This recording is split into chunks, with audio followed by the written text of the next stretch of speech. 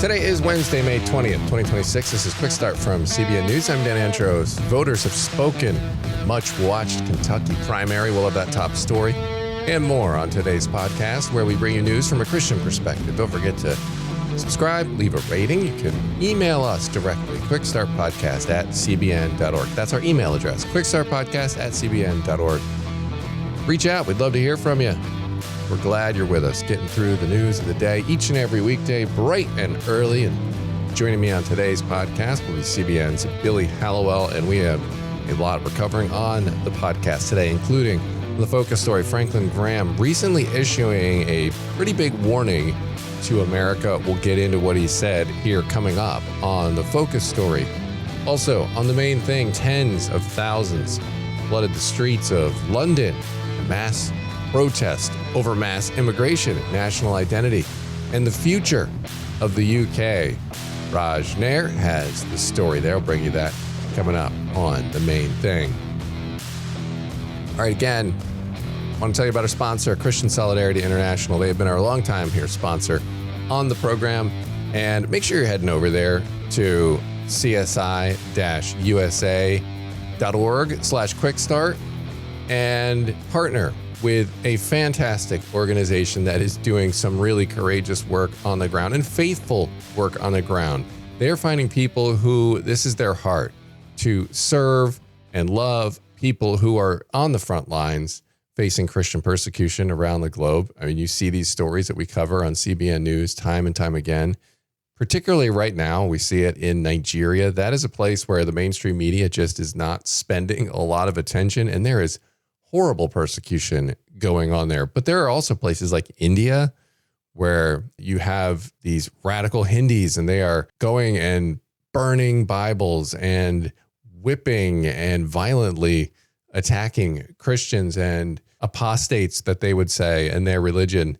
And they don't get many headlines, but CSI doesn't care about that. They are there on the ground in some of the hardest places. Some of them you just don't see in the media very often, but the problem is very dire, and CSI is there, and they are on the ground.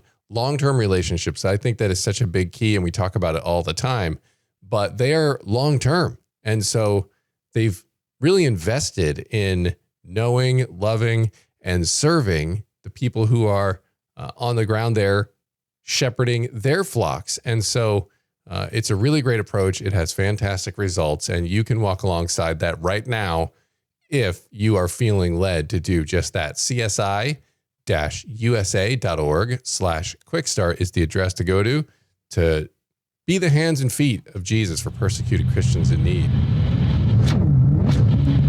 And we are going to go to the news in 90 seconds now. And President Trump's revenge tour just claimed another victim. One of the most closely watched House primaries in the country, longtime Kentucky Congressman Thomas Massie lost to Trump-backed former Navy SEAL Ed Gallrein in Kentucky's 4th District. And this wasn't close by the end. Gallrein won by nearly 10 points after a flood of outside money and full court pressure campaign from President Trump. The race became the most expensive congressional primary in U.S. history, with roughly $32 million pouring in. Trump personally recruited Gallrein, repeatedly blasted Massie as disloyal, and sent Defense Secretary Pete Hegseth to campaign in the district during the closing stretch. So why was Trump so determined to take Massie out? A few major reasons stacked together. Massie opposed Trump's massive tax and spend package over deficit concerns. He broke with Trump repeatedly on Iran policy and voted with Democrats a few times to try to limit military action against Iran. So this is a libertarian-minded conservative who didn't always fall in line with Trump, but did most of the time. The broader signal here, hard to miss, Trump's endorsement power inside Republican primaries is still very, very strong. You can check out all the latest updates on that over at cbnnews.com. All right, we are going to go to the focus story now. And Franklin Graham recently issued a warning to America. So what did he say? Yeah, he was speaking at the Rededicate 250 event over the weekend on the National Mall, and he really offered a big warning about where we are right now as a nation. He talked about the nation being born in a struggle 250 years ago, but he said we're still in a struggle today. And he said it was a previous struggle to be free from British rule, but today the struggle is to be free from the rule of sins that are weakening the foundations of our great republic. And so, really his warning is that there's a rot right now in America, that there's a moral rot, a spiritual rot, and that America is essentially sick with sin. And it's interesting because it comes at a time when there does feel like there's some revival going on, or at least glimmers of it. And so a lot of people might be very positive about America, but he's reminding people, look at the baseline, there's still a lot of degeneracy going on here in the country. And what scripture did he read to make his point on that? Yeah, he read from 2 Timothy 3, and this is the verse that talks about in the last days there'll be times of difficulty. It talks about people being lovers of themselves, of money, proud, arrogant, abusive, disobedient to their parents, ungrateful, unholy. I mean, this list goes on. Slanderous, without self-control, brutal, treacherous, reckless, swollen with conceit, lovers of pleasure rather than lovers of God. And he basically said it seems like that could have been written to describe America today. And he talked about people being lovers of themselves right now. And so it does feel, there's nothing new under the sun, but very clearly there, you have a situation where Jesus is talking about a future time when the negativity and the chaos seems to there's like an increase of that, right? So I would say this, we don't know that we're there now. Things could be 100 times worse, right? By the time Jesus is coming back, or maybe we are there, who knows? But nobody knows the day or the hour, but it is an interesting verse to really describe where he believes America is today.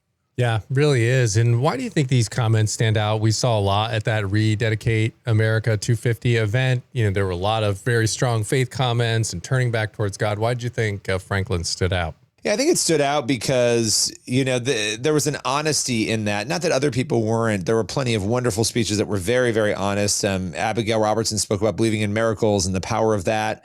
And it was really, really a great speech. But I think, Franklin Graham is the son of Billy Graham. He's somebody who's very well known. He's really a moral barometer in this country and has spoken out on so many issues. And I think to have somebody reminding people like, hey, don't get too comfortable, Christians. The world and the country are not in a good place. That's an important reminder for us. It's easy to look past that or to ignore the condition of where things are. Yeah, it really is. And like we've always talked about on this podcast, I feel like there's that tug and pull. Some days I'm like, oh, this is great. There's revival happening. I mean, there was just another report I was seeing yesterday on a bunch of mass baptisms happening at a bunch of young people again. I think it was on a college campus or something of that nature. And you see that and you get pumped, and then you see some of the other things going on in culture and you're like, oh, okay, maybe everything's not so great just yet. But you're right. We cannot be complacent because of the darkness that we're seeing. I saw this crazy video the other day, Billy, and it was the second time I'm seeing such a video. One, you guys might have remembered a few weeks ago, a video showing like life in the 1960s in Boston, like before a Boston Red Sox game. And it was just that kind of generic footage around looking at things and all the people. And then same thing, I just saw it the other day from Los Angeles. And it was just somebody driving around. It was like one of these newsreel type things, a day in Los Angeles, like that kind of thing. And it was shocking when you A/B 1960s Los Angeles, clean streets, hardly any traffic, people, it looks friendly and nice and safe. And then they cut to the same area now, and it's nothing but drug addicts, tents on the streets. And you're thinking, I thought we were progressing here, supposedly, in America. Why do we have tent cities popping up and all of the problems that Spencer Pratt and others have been talking about in the campaign there in Los Angeles? And you're thinking, what is happening here?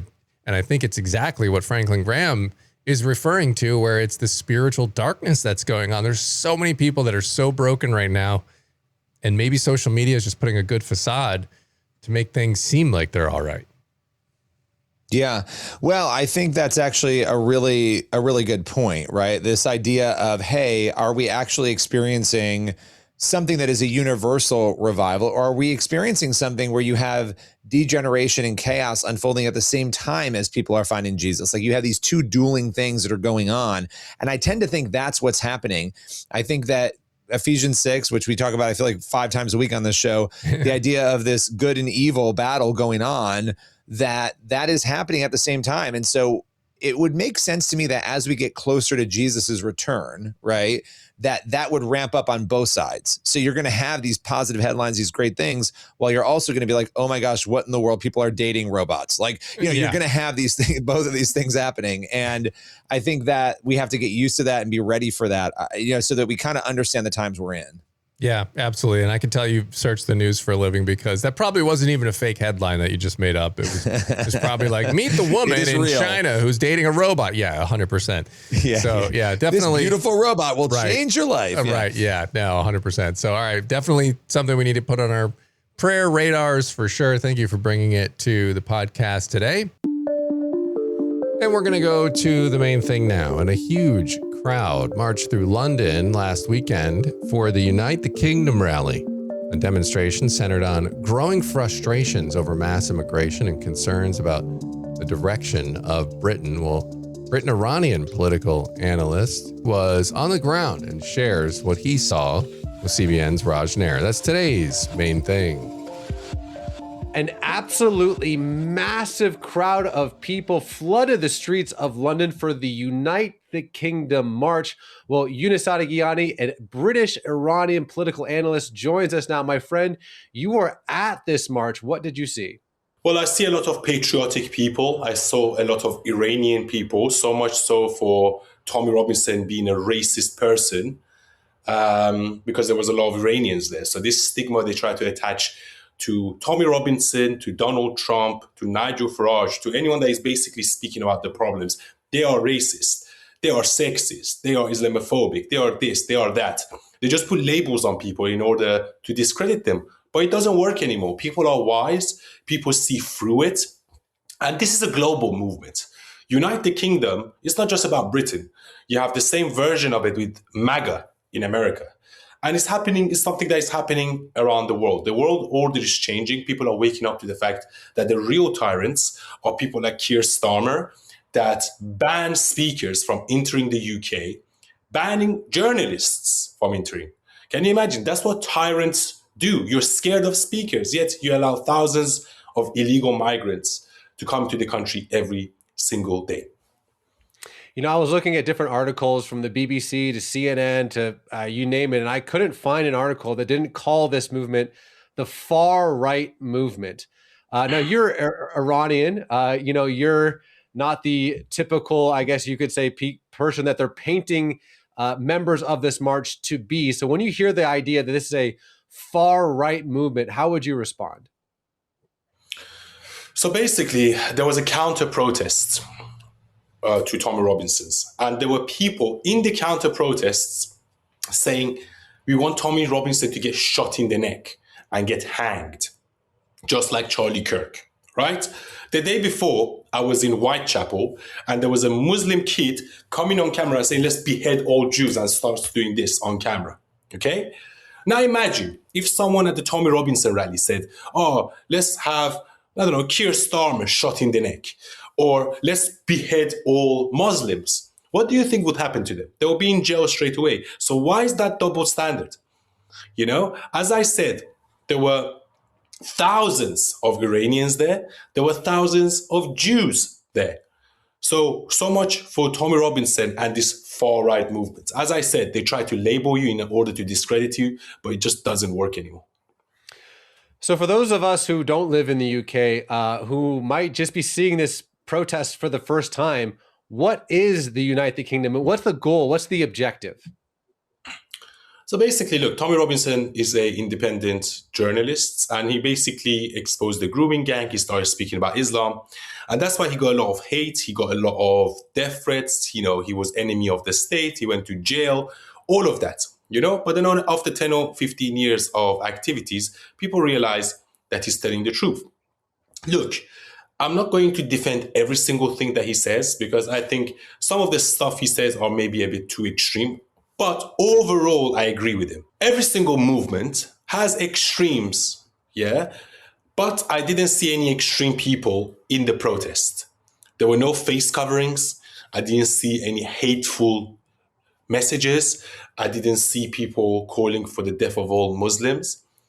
And you just have to realize that in society, there are all kinds of different people from all kinds of different backgrounds. I'm not saying that there aren't racist people in the Tommy Robinson rally, because they probably are. But they're a huge, huge, huge minority. You know, I don't think Tommy Robinson himself is a racist. I don't think majority of his supporters are racist, right? But you can say the same thing about these pro-Palestine marches. You know, in pro-Palestine marches, you can say that some of the people that go there are like legitimate terrorists, and they would legitimately go and join ISIS and behead people. And I think there are a big majority of those people in the pro-Palestinian marches as compared to the Tommy Robinson rally. And the ironic thing is that Keir Starmer was using a facial recognition technology in order to identify people that attend these rallies, in order to scare people off. Imagine that. That is a tyrant. That is basically saying, you cannot speak, you cannot attend this rally. Because if you do attend this rally, we're going to take your picture and we're going to identify you, and you're probably going to lose your job. But then still people came out. Still people came and showed their support. But they don't do that for the pro-Palestinian marches, when there could be legitimate terrorists in there. But guess what? In pro-Palestinian marches, everyone covers their faces. But Tommy Robinson himself said, don't cover your faces, come there. So Eunice, specifically for our American crowd who might not realize just how far things have deteriorated in the UK, I think it's important. Like, what is the message? What is happening in the UK? I mean, from a very basic level, what is happening in the UK that has caused this groundswell? Look, London was the best city in the world, I would say, about 10 years ago. The UK was probably one of the best countries in the world in terms of investments and everything. It's gone massively downhill. And it's just such a shame to have such a great empire collapse in front of our eyes. The major reason for that is these woke policies, illegal migration, and this tolerance to absolute nonsense. It's become Islamified, especially places in London, like places in Whitechapel, Bradford, Birmingham, Luton. It's just gone downhill. And it's because the same reason why Trump won the election in America, Unite the Kingdom, as I said, is like an equivalent of a Trump rally. Okay? We're tired of illegal migrants. We're tired of this woke mind virus, censorship. We're tired of Islamism. And we're just tired of these fake politicians that speak like a robot, and you can just see they are being bought and being paid for, and they're just puppets. And, you know, that's why people resonate with someone like Tommy Robinson. That's why they probably resonate with people like Nigel Farage, Rupert Lowe, and people of that ilk. You know, the new world order is coming. And you can see that in Iran, what is happening in Iran. The world is changing. That there's a dying breed of politics, and there's a dying breed of politician that used to be in charge since World War II. There's a new world order coming, and you can see it all around the globe, as I said. You can see it in Poland, you can see it in Italy, you can see it in the UK, Spain, France, America, Iran, UAE, Israel. The world is changing before our eyes. And as I said, our enemies are the same. Well, let me ask you this question, maybe in closing, my friend. Again, looking at some of the ways that the mainstream media has portrayed this march. First off, they've definitely gone out of their way to minimize the amount of people that were there. Some would say 1,000, maybe 10,000. But then you look at the streets of London, it's like every street of London was packed with people. So maybe there's an intentionality to minimize the amount of people there. But then also this idea, which is a very elementary way of looking at this, that this entire thing is basically anti-immigrant. But you are an immigrant. So help us reconcile all of these narratives. Right. Look, as I said, it just doesn't work anymore. Yes, I'm an immigrant. I'm a legal immigrant. I came to this country legally. I worked hard, I studied hard, and I tried to give back to society. Yeah. However, we have a lot of immigrants, a lot of illegal immigrants, that not only they come to this country, but they don't even assimilate and they hate this country. A majority of these people, they go on benefits, they go on welfare, and they have privileges that they could never even dream of back in their own country. So instead of being thankful to the host country, they try to change it to the hellhole that they escaped from. And I just do not understand that mentality. The woke mind virus and this left-wing ideology has infested people's minds. The BBC has infested people's minds. And as I said, they try to label us in order to discredit us, but it doesn't work anymore. The mainstream media has lost. Even in the last event back in September, they said only 100,000 people. But then the video footage from the top, from the helicopter, shows at least 1 million people. Because you had all of Westminster, all of London Bridge, all of Waterloo, and then with AI, you can estimate about 1 million people there. So it wasn't 100,000, it was 1 million. So they try to reduce it by 10. So that's what the mainstream media does. And they just turn a blind eye to all these Islamic jihadis, to the pro-Palestinian marches. They don't say a word about them, but they're so concerned about the far right, when 85% of the people that are on the terrorist list are actually Muslim. All right, appreciate that very much. And that's going to leave us with time on the podcast today for one last thing. Yeah, if you look at Psalm 119:25, it says, I am laid low in the dust, preserve my life according to your word. And this idea that God's word is so powerful that it can preserve us. It can preserve us in our hard times. We know it preserves us in our good times, but when we're struggling, we can always turn to him and find peace. Yeah, absolutely. I mean, you think about just Genesis 1 and you think about the creation account. And how does he create? It's just his words. Like when you actually try to think of that process, it's really kind of mind blowing. And so I think it applies to this verse as well, right? We got to think about the power of God, that just with his words, he can sustain us even when we're laid low in the dust. So good thought to leave it on in this edition of the Quick Start Podcast. As always, make sure you're getting on over to cbnnews.com, also faithwire.com for more news from a Christian perspective. God bless. We'll see you back here tomorrow.